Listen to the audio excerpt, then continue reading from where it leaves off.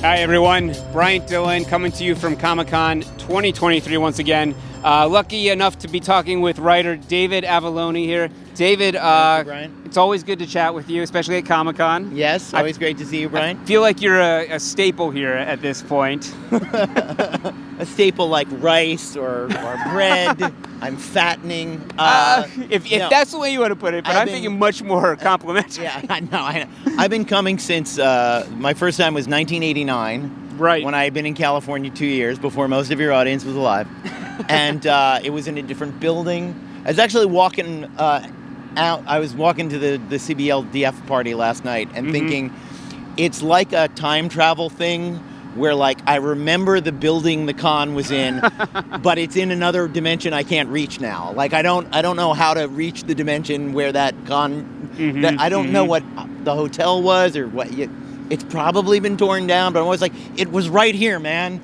The con was right here, and I don't know where it went. And now there's this Death Star that they built, which is great. I mean, it's, this would not have fit in that building in 1989. But no, I love coming back. Well, and you have some big announcements this year. We've got something connected to Image. Can you fill our viewers in on it? Well, in 2016, I met Kevin Eastman at Emerald City Comic Con, and we became fast friends, probably because I didn't say the words Teenage Mutant Ninja Turtles to him for probably about 2 or 3 years. And it didn't come up.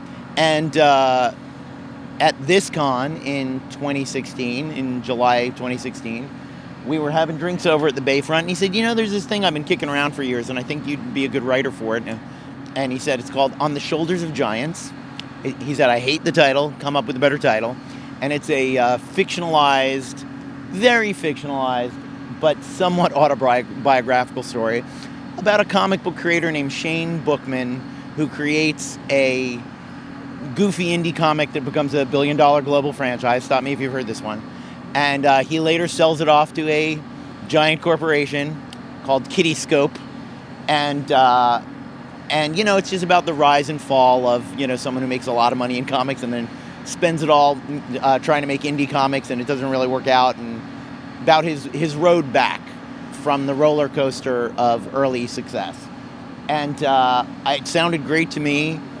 We talked about touchstones for it and what kind of a thing it would be. And he said, I got a panel at the IDW booth. Let's walk right up there and walk in the back way. And when we got to the back door, on the walk, I was thinking, if I can come up with a title by the time we get to the hall, I'll nail this, and it'll be great. And I was thinking about, metaphorical things about being an artist and being a cartoonist. And when we got to the back door, I tapped him on the shoulder and I said, Drawing Blood. And he went, and Kevin's a very, enthusiastic, really sweet guy. And he was like, oh my God, man, that's it. Drawing Blood, that's it. It's Drawing Blood. Fantastic. And we first developed it as a TV series. We got some very bad help. We got some no-help style help putting it together as a TV series. And, there's this trend of screenwriters taking their dead body script and taking the paddles out to make it a comic book. But we're comic book guys. And it made a pretty good comic book, we thought. So we started talking about adapting it into a comic book. We did a Kickstarter for Volume 1, 4 issues of that. We did a Kickstarter for Volume 2, which was derailed by a couple of plagues, one called COVID and the second one was called The Last Ronin. Kevin called me in, a year and a half ago and was like, we're having a lot of artist problems getting Last Ronin started. Can I borrow Ben Bishop for a year? And I was like, well, the Kickstarter people are going to be pretty mad, but there's enough overlap in the fan bases that they're getting something that they are going to really like. But now we're back on track, and a lot of stuff going on behind the scenes, but long story short, we pinged Eric Stevenson a couple of months ago and said, hey, you guys got any interest in doing this over at Image? And he was like, oh yeah, I read it, I love it, let's do it. So contracts are signed. We haven't quite gotten around to the press release to all that, but when we were doing this con, I said, no way we're doing a San Diego panel and not telling the audience that it's at Image. And I wrote Eric Stevenson and said, so we're going to announce it at the panel. And he was like, yeah, great, cool, awesome. So we did that yesterday, and everyone was very excited. We had the welcome to Image Comics email thing on the screen and all that. And yeah, so it hasn't been solicited yet, okay, obviously. And we're going to start with issue 1, reprint that from the beginning. Go through, the plan right now is to go through 12 and then see where we end up. And, we're in the enviable position that we have 7.5 issues completed. In publishing comic books, you are never, ever 7.5 issues ahead of schedule. Very true. So we will squander that, I'm sure, and be scrambling. But we have a minimum of, if it was in previews tomorrow, we have 12 months before we need issue 9. So I feel pretty good that we're going to make that. And it's a very ambitious comic. It's an adult comedy drama, tonally more like Breaking Bad or, all that jazz than anything you really see in comic books. But we realized at a certain point that we needed, even for ourselves, to know what the comic that this guy created was like. It's called the Radically Rearranged Ronin Ragdolls. When Kevin originally conceived it, they were the Radically Rearranged Ronin Reptiles. And when we came to pull the trigger on that, he said, that's unappealing, and they're green, and I don't think Nickelodeon's going to be crazy about them being green. So he said, everybody loves cats, man. Let's do cats. And Kevin has cats, I have cats, so we made them cats. And then we made the first in-universe 1991 Shane and Paul Bookman issue of the Ragdolls, which was a lot of fun. And then that was layouts by Kevin and inks by Troy Little. And when we went to do another one, Troy was like, I love you guys. I want to work on the Ragdolls forever. But inking Kevin Eastman, I feel like I'm defacing modern art. Like, his style is so good and it's so his. And I love, like, Kevin's thumbnails are, you're like, why don't we just publish these? They're not finished, but they're gorgeous, surrealist modern art. So Troy was like, can I just draw it myself in a more animated style? And because we're using the Ragdolls to sort of comment on the comic book industry and the history of the Turtles specifically, he proposed a comic from the mid-90s that's a tie-in to the non-existent Nickelodeon or Kiddyscope Ragdolls cartoon. So we did a 40-page, 2-parter Ragdolls Animated Adventures. Awesome. Which was great. And we're doing another 2 issues of that right now. Oh, excellent. Yeah. I'm 5 pages into writing the first 20-page issue. I had to interrupt myself to come down. But yeah. Well, let me ask this, because it's sort of a unique story, Drawing Blood. Why do you think, especially in relation to this series, it's important to tell stories about telling stories? Or storytellers themselves? Well, I mean, storytelling is the human impulse. I wish I could remember who said it, but someone said it's not using tools, it's human beings we are the creature that tells stories. Sure. Maybe dolphins tell each other stories. I have no idea. But it's like, that's a primary difference. And I think that no shade at all on indie comics about making comics, but all of those tend to be personal autobiographical memoir. Sure, yeah. And they're great. Harvey Pekar, American Splendor. Those are great, but no one's ever done sort of like, it's never like about being a more mainstream creator. And, Kevin didn't start out mainstream. It's the indie comic of all indie comics, but he's the greatest success story in indie comics. Sure. And what it's like to have that thing that you drew in your living room be a Hollywood movie being made by Michael Bay. Who is Morgan Harbor in our comic, because I'm very subtle with my character names. So, we thought that was a valuable, what's that experience like? And, people, it's hard to say, oh, cry for Kevin Eastman, it made him a millionaire. But he did turn around and lose $8 million publishing Tundra Comics. Like, he literally put his money where his mouth was. It didn't work out. I remember the first time he was explaining Tundra to me, he said, yeah, I wanted it to be like the Beatles with Apple Records. And I was like, did no one explain to you how the Beatles all got fucked over by their friends and lost zillions of dollars? He said, oh no, people explain that to me. I would, I Sure. thought I could really do well. And, Tundra published amazing comics, Pick up your copy of Scott McCloud's Understanding Comics. I don't think Tundra got to publish it, but it says, special thanks to Kevin Eastman, without whom this book would exist. And if the only thing Kevin had done in his entire career was enable the publication of Scott McCloud's Understanding Comics, Yeah, right. that would be a huge impact on the whole industry, and it's the smallest thing he did. So I think it's an interesting look inside, like I said, it's hard to cry for people who are successful, but that is a challenge in and of itself. And I've learned a lot.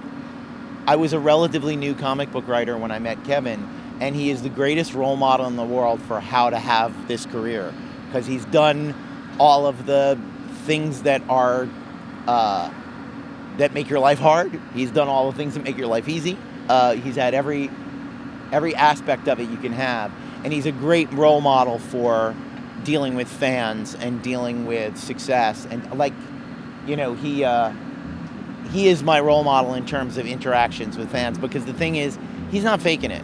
When he says, I have the life that I have, and I get to wake up every morning and draw comics because of the people in this room who wrote, my ride's here, the people in this room who bought the Turtle comics. And, and that kind of, never forget how lucky you are to have this job, as challenging as it is. My father was a novelist, and he had a sign over his desk that I have over mine, he passed away years ago, that said, nobody asked you to be a writer. And, man, words to live by. Because whenever it's tough, whenever you got a deadline, whenever you broke, you just go, you could have done something else, man. You could be out there written. Well, I was going to say you could be managing a radio shop. Not sure that job exists on the earth anymore, managing a Radio Shack. It might. There might be one somewhere. There's probably one or two somewhere. Yeah. But this is a choice you made. And when people... My father didn't have a lot of patience for people who complain about it. Sure. And there's a difference, I think, between saying, let me tell you the story of my life, and these are the challenges of it. Right.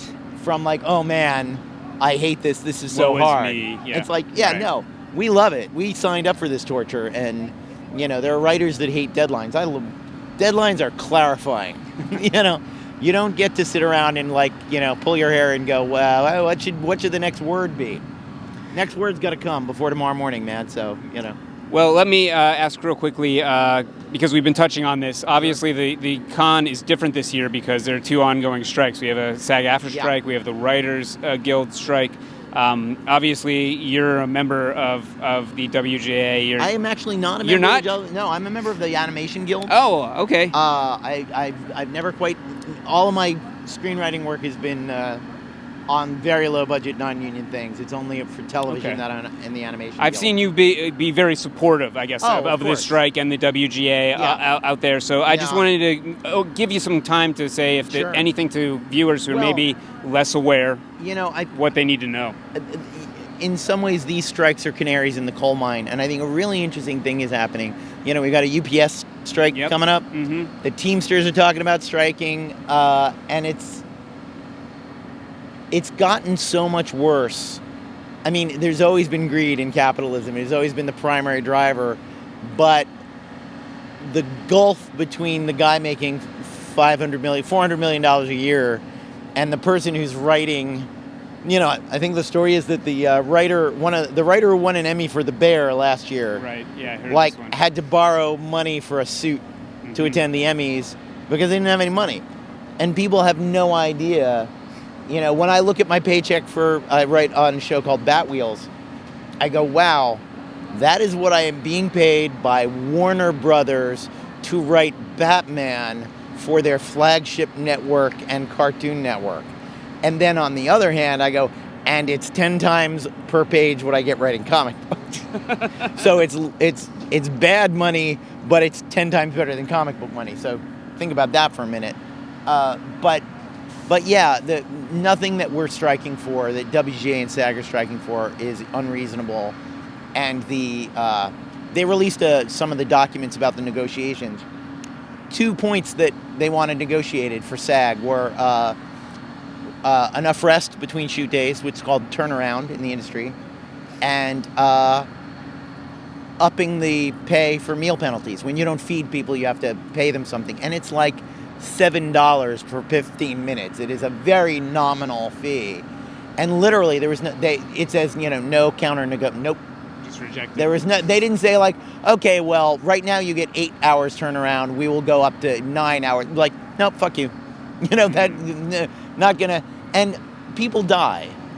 People driving home from film sets get into car crashes and die because they're exhausted.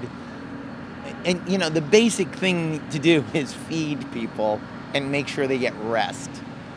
Like, every once in a while, I will hear shit about that stuff on union movies and television shows, and I'll go, that violates federal labor law, and I don't know how you're letting them do it to you. So even just bringing it into compliance with federal labor law would be nice. So it's long overdue. In 2007, I think we got emotionally blackmailed and gave up too early. And I'm trying to get out there on the picket lines. Comic books are not on strike. My TV show is on hiatus, probably until the fall, until all this is, because now we can't have voice actors like this. So, but yeah, it's the best of all possible causes. If you're in Los Angeles or New York, march with us, picket with us. If you're not, there are strike funds for every major union in the entertainment industry. Throw them a couple of bucks if you can, because these people are hungry. And I used to have a friend who was on I won't name him or the show, but was on a sitcom on Comedy Central, Basic Cable. It was a 6-episode-a-year sitcom.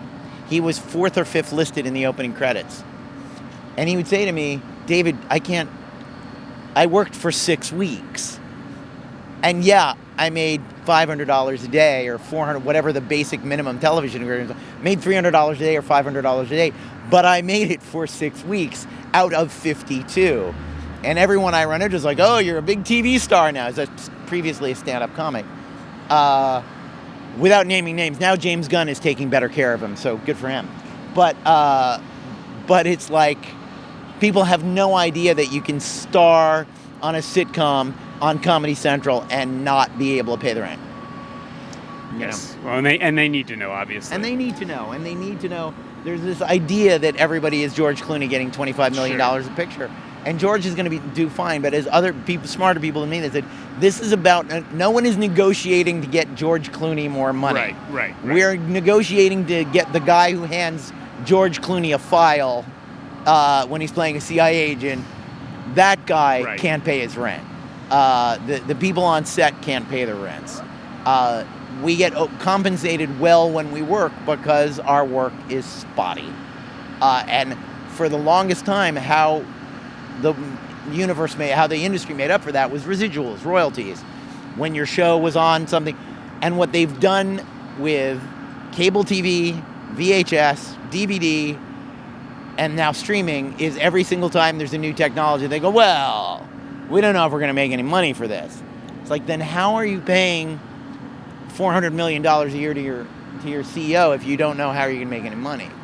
And what we really need, I really think the only way that you're ever going to see change is the shareholders of these giant companies going, you know what, David Zaslav, you are actually barely worth $1 million a year. I don't know why we're giving you 150. Like he tried to get himself voted a raise, and the shareholders of Netflix went, not Zaslav, but the Netflix guy, and the shareholders were like, no, you fucked up, and now we have a strike, and I don't think we should compensate you for your horrible treatment of workers.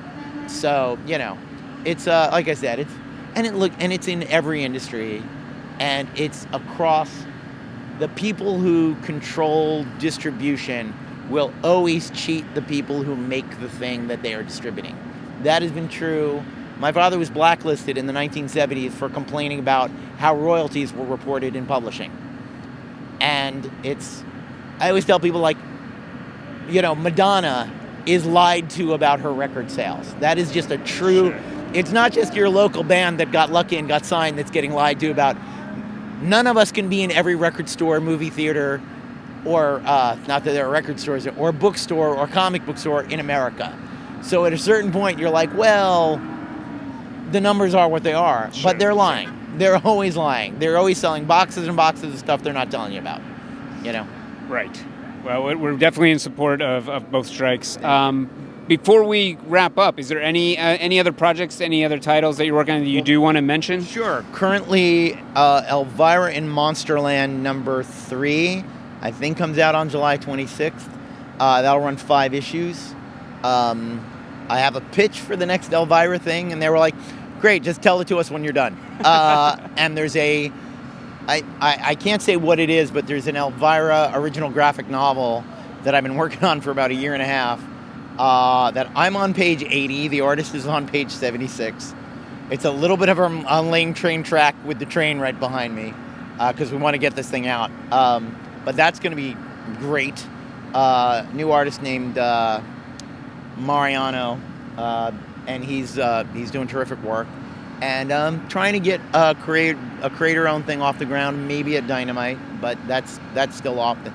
There's more news all around. I'm glad I just got to talk about the Image thing because I've been sitting on that for 3 months. Sure. And that was big news. So if you go to my website, davidavallonefreelance.com, I keep it updated pretty well with what I got going on, what's coming next. I think we just wrapped up the Kickstarter on something called the Dead Detectives Anthology, where I revived a character that was first revived by my father, 19th century detective named Nick Carter.